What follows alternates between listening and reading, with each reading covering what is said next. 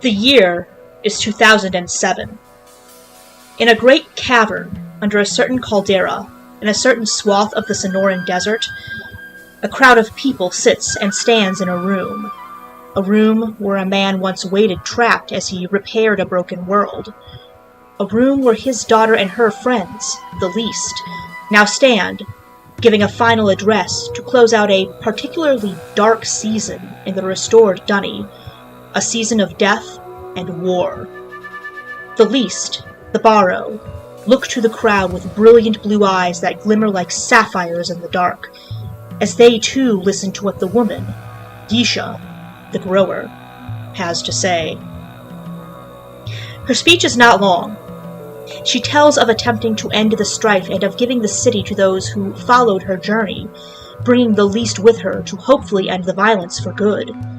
Too many, both human and Barrow, have already lost their lives in the caverns due to this fighting. The city belongs to those who came to it. The city is now a community once more, though it will be closed for a time after this. But it's not those words that stick with the gathered explorers. Instead, it's her final words. Alone or together, she implores, find a way, make a home.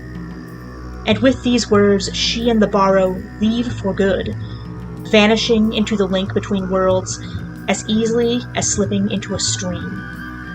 She could not have known this, or perhaps she did, but those explorers had already taken those words to heart before she uttered them. Indeed, she needed not utter them at all, perhaps, and yet those words resonated within the caverns and outside it. Perhaps because the explorers understood the assignment. After all, they'd already done it, many times, on many forums and many message boards. What was one more time? One more journey.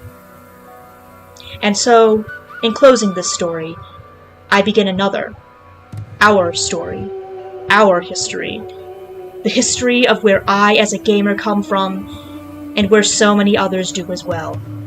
The history of the Myst Fandom, its community, and how every time it seems to vanish from the internet forever, it simply proves that for it, the ending can never truly be written.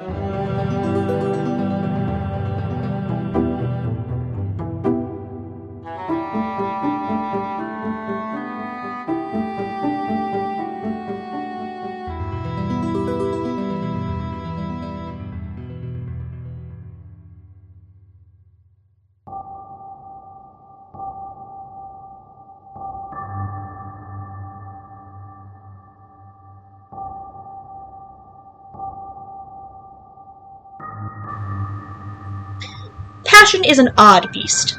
It can move mountains, shape great works of art, and even bring disparate people together under one common goal. And with gamers, that goal is even more intense. Who better to understand you than someone who's gone on the same journey you have, after all? Myst and Uru fans in particular have, as a whole, always been one to form community from a shared journey that they took together especially. And what a journey it is, spanning 6 games, 3 novels, and a number of ARG-type elements as well. Of course, every game has a fan base, from Dark Souls to Hollow Knight, Call of Duty to Dead by Daylight, and all of them can be said to be passionate about the games they love. Some of them have even lasted a very long time, such as the arcade gaming fandom, which has lasted over 40 years now. But none have been so passionate and yet so niche as the Myst fandom. For over 30 years now, like digital dunny themselves.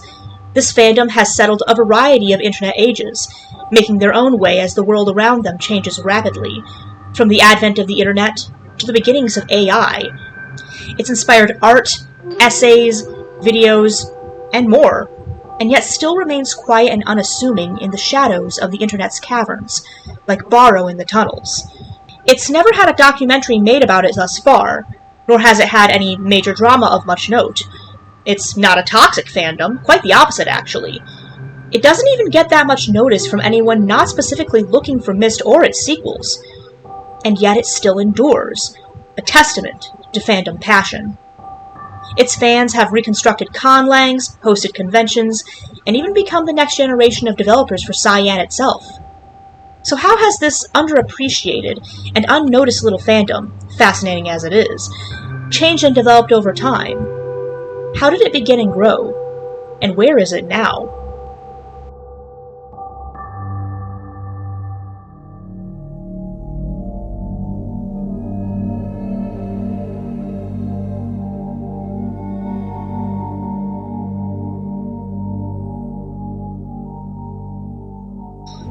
In the 1990s, as the world was recovering from the scars of the Gulf War and the last remnants of the fall of the Soviet Union, a miracle happened. An invention called ARPANET, formerly used by the US military and other militaries around the world to communicate, had slowly grown over the past decade or two to become bigger, more grandiose, more notably usable until, one day, it changed so much that it happened to become accessible to everyone, including civilians. The potential for all was incredible and untapped. Everyone from businesses to your working-class Joe wanted in on it. And so, in a burst of static and modem chirping, the dial-up internet was born. Not even a few years later, Myst itself was born, the product of two brothers playing around in HyperCard on old desktop Macintosh computers, crafting a story for adults instead of children as they usually made games for. A generation of people who had never played games before seriously began to get into gaming, and adventure gaming as a genre was changed forever as a result. In this era of the internet, there really were no online guides, only hint books you bought at the store. There was no means to connect to others who had also been to the mysterious island of Atreus and his sons. No home for Myst fans. No fandom. Yet. Not until 4 years later, in the winter of 1997, Riven was released. By this point, the internet had grown. Now, early online chat clients and email web rings were well established. People could find others like them, though not easily. And so, the first digital Gardernay, a loose collective of fans, was created. Early groups found themselves happily chatting about Myst and Riven on internet relay chat, a practice which lasted even into the mid-2000s. Emails to Cyan, especially Rawa, about the slowly developing mythos of these games, would be hand-answered with questions posted on an early Cyan website, and on fan sites. The Wild West internet became perfect fodder ground for fans to make their own websites, many pages now long lost to time, posted on sites like GeoCity and later Angelfire. Some of these oldest known resources, such as Ribbon Guild, became established during this time, and are actually still around today. The language of Dunny grew and became extant as people tried to learn it and Rawa added to it. People swapped fan theories and tips about how to do things and progress in the games, find Easter eggs, and do more, teaching others the art of playing them. And Cyan employees engaged openly with the fans, a practice that seems almost impossible or quaint in today's hyper-connected world. And so in this fertile ground, mystery spread like wildfire. And it did. It began with a user named Spider, a Cyan employee who stayed hidden and liked to quietly reveal the secrets of the games to the players. Knowing Myst fans had a penchant for puzzles and mystery, Spider would secretly clue players in by hinting towards Easter eggs and hidden fun in the games, and they began with Riven. It's because of them we now know of the infamous Spider eggs, and because of them that Cyan to this day still likes to hide puzzles and clues in its official merch, and even its remakes. It's also probably why Exile happens to have the Tilde eggs, even though it was made by a totally different studio, as a nod to Spider, and their work most likely. Thanks to Spider, the community grew closer, and flourished. But this was only the beginning.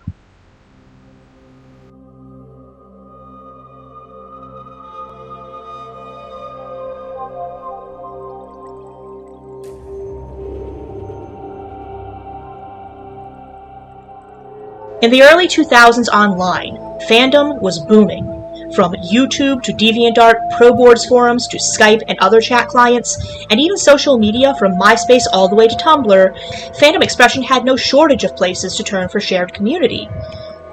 The Myst community, as Exile, Revelation, and Uru were all released, took to these sites with zeal, offering their creative output for others to enjoy and find as well. And yours truly vividly remembers being a part of this. This was when I crafted my own works. The story Lokusani Savidro's Tale and its sequel Revelani, of course, but also fan art, fan poetry, fan videos, you name it, I did it. And the main place I and many others did it was a certain board called Myst Community. There was no greater, larger place for Myst fans to congregate online than the Myst Community forums. It was a haven, a place of vivid discussion for all things Myst and Uru related. And it was pretty large for such niche games too, with a good several hundred members that had all taken the same journey together. I made a lot of good friends there, including Kefrith, who actually requested this very video, and have a lot of good memories of the place.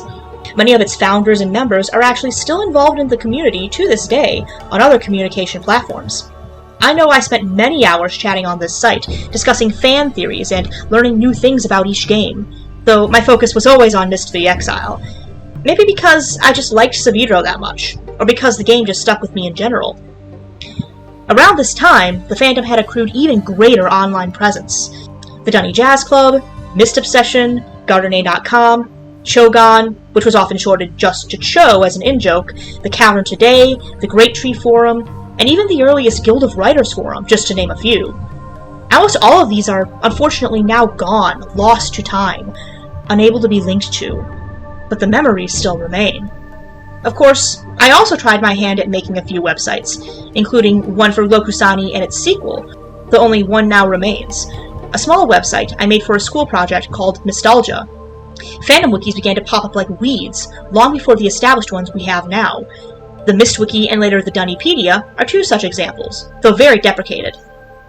But the one offshoot site in particular that I cherished the most of all was a certain small group of Exile fans who felt more called to Narayan than Dunny, Savidro more than Atris. That group called themselves the Narayani Collective, and together we expanded Exile's lore more than ever before. I spent many days there role-playing and discussing this specific area of the Myst fandom, so much so I considered myself more Narayani than Dunny, and still do to this day. The collective even tried to create a reconstructed Narani lexicon, and had a written script outside of the mandalas, looking something like branching vines and puffer spores. It was very cool stuff. Outside of that, a group of fans even got together and started up the Myst fandom's very own little convention, MYSTERIUM, hosted in Spokane, Washington, the home of Cyan's headquarters. It still happens to this day, too, although only slightly bigger, and now in many other locations besides Spokane. And now in honor of all of Cyan's games, not just Myst. And speaking of things other than Myst, we really do have to talk about the Uru communities.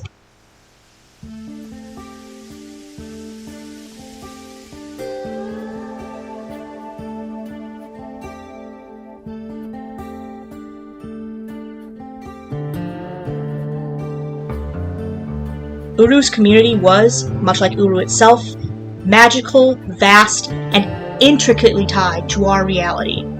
In fact, it was so in-depth that while the online game was active, it basically was an alternate reality game within a puzzle-adventure co-op game. Not only was this something that basically nobody at the time did for MMO games, it really cemented a sense of realism and community for explorers and for Cyan employees both. Both in and out of the caverns, they weren't just playing a game. They were part of an evolving universe, tying them into the tale of a lost civilization, a mysterious alien race with strange powers, and the restoration of a place only ever hinted at in games by a little indie game studio known as Cyan, or Cyan Worlds at that time. Part of this was the alternate reality game Parable. Parable started at the Mysterium convention in 2002, and took fans on a very literal journey out into the real Sonoran Desert, using GPS and codes in real life, to discover strange cloths and trace a strange spiral symbol that had mysteriously appeared there. This symbol would later become part of the well-known Journey Cloth symbol in Uru, which Parable revealed was the next game Cyan was making. This spiraled into pre-testing, Dirt, Mudpie, Koru and Ubiru, and Prologue. The number of people chosen to undertake these was few, but this small community that they formed was tight-knit, planting the first seeds of the Uru community itself. Of course, once Uru went live for everyone, forums cropped up too, often being something of an ARG themselves. The DRC forums was of course one of the biggest and first, with a Myst Online message board also existing on the main website. Both of these sites often flickered between being in Cavern and out of Cavern, with Cyan employees often popping up as characters from Myst Online or as themselves, playing DRC members or even other explorers. New updates, news, and developments were released as DRC briefings, explaining the state of things in the Cavern and the effort to restore Dunny, as well as to handle the Barrow situation that was developing. In the caverns themselves, Cyan even added guilds and guild halls, different neighborhoods in Dunny you could be part of, and even encouraged the fans to make their own guilds. One of them, the Guild of Readers, which specialized in orienting new explorers to the caverns, even got unofficially canonized by Cyan and got their own cosmetic added. Now that's fan love, if I ever did see it.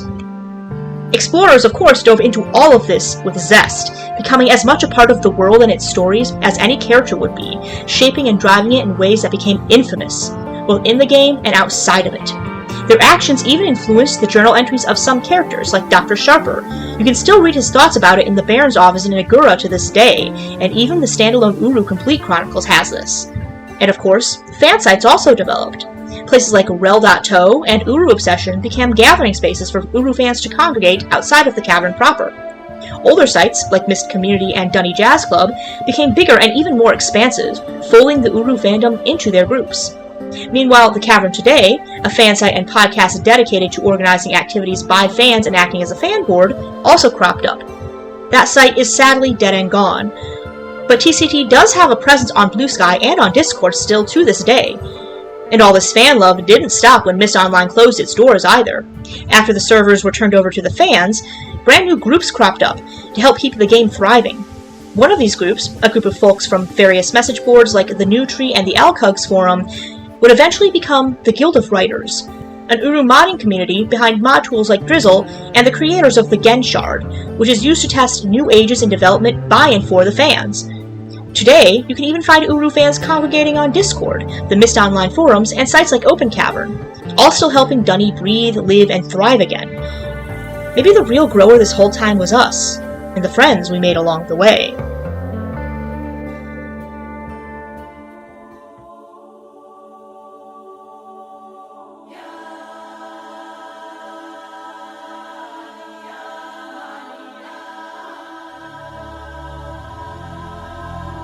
Myst fans have always understood one thing very well, and it's best summed up, I think, with a certain arc phrase. The ending has not yet been written. Even today in 2026, Myst and Uru continue to have a small but passionate and thriving community behind it. As the Gen X and Millennial gamers who grew up with these games had children of their own, Myst continued to influence new generations and their media, and thanks to a 90s nostalgia boom in the current decade, the Myst Saga is once more gaining attention, and pulling in a bit of new blood too. Though not as strong as its glory days in the 90s and early aughts, the fandom is still alive and well, with an internet presence all its own. Myst, of course, is well known these days, with sites like TV Tropes even discussing it. The real archive for Myst is on Steam and Good Old Games, which, due to the highly successful Myst 30th Anniversary Kickstarter campaign, host enhanced and remake versions of several games in the franchise, including the original Myst Masterpiece Edition, the original Riven, and the once lost to modern gaming Exile and Revelation, all of which are fully running in standalone ScumVM distros, if not running on their own. Even Uru Complete Chronicles has made the cut. The gang's all here, and well preserved for future generations, often going on sale.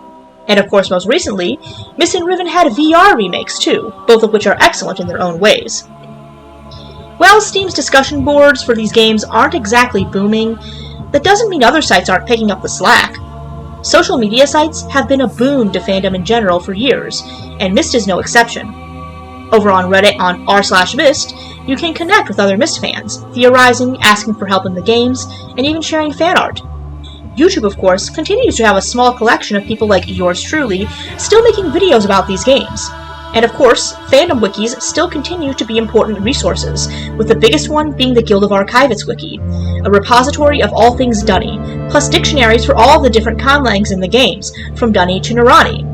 It's still actively curated, too, by a small, passionate community of wiki enthusiasts. If classic social media or chat clients are more your style, you can interact with Rand and Robin Miller both on Blue Sky, while over on Discord, there's a thriving community in the official Cyan server and the Mysterium server. There's even Uru modding communities on Discord. Heck, even Roll20, the tabletop gaming client, has added support for Inkspark Productions' Unwritten RPG, the Myst tabletop role-playing game powered by FateCore. Myst fanbase, while a small community now, is still alive and well. Though we have lost much of what we once had, with even forums like Myst Community now dead and gone, the fans never left. We're still right here in the caverns, traversing the ages we always have been for 30-odd years.